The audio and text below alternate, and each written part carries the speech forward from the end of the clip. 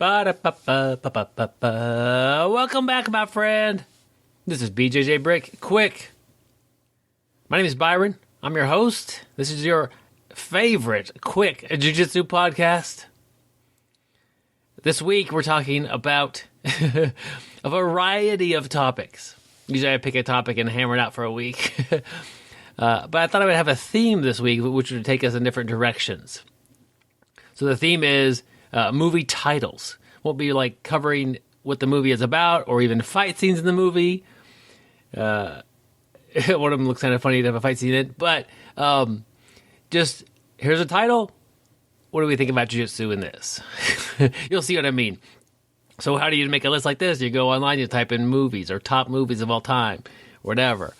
And, of course, one with a number pops up pretty high on the list. So today's theme is 12 Angry Men. No, I did see this movie as a kid. I think in school, grade school, high school, some kind of a schooling program. But it is from 1957, a little bit of an older movie.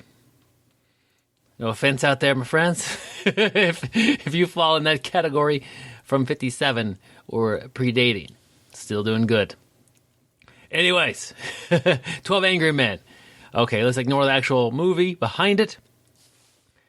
That's not a fun room to train in. People talk about doing jiu-jitsu because it helps them get their anger out, take out some aggression. If you walk into your jiu-jitsu room, there's 11 plus you, that's 12 people, men and women, doesn't matter, and everyone's angry. That's not a good jiu-jitsu room. First off, that doesn't really happen from what I've seen, having trained at a variety of places, different countries and states. People do jiu-jitsu and they enjoy it.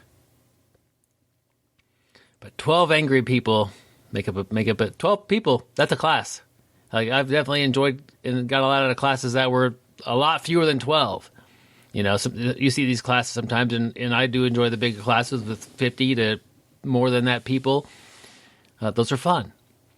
But 12, that's definitely a classroom of people. And if everyone's in a grumpy mood or angry or there to get out their aggression, that's not a real good learning environment to do your jiu-jitsu. I don't understand. I guess I can understand why people think that they get out their negativity or their anger or aggression at jiu-jitsu. Because when they leave jiu-jitsu, they feel like, they feel better. Because granted, we could go into jiu-jitsu and we could have a bad day beforehand. That happens. But when we do jiu-jitsu, we don't have to take our bad day and put that on somebody else. Nobody has to bear that. It's your burden. Sorry if you're having a bad day, but you don't need to get side control and just smash the credit out of somebody for 5 minutes in order for you to have a good day now. That's not real. You get that feeling that you're no longer angry or upset about something for a few reasons, which I would argue none of them, and I'm not going to have an exhaustive list here, but none of them are making somebody else have a bad day first. Especially a training partner or a friend that is a training partner. Like, hopefully you're training with your friends. You're exercising. That changes mood in a positive direction. So you're having a bad day, go to jiu-jitsu. You know what? If you can't go to jiu-jitsu, do something else. Exercise a little bit. Stay sweaty. Today you should be sweaty.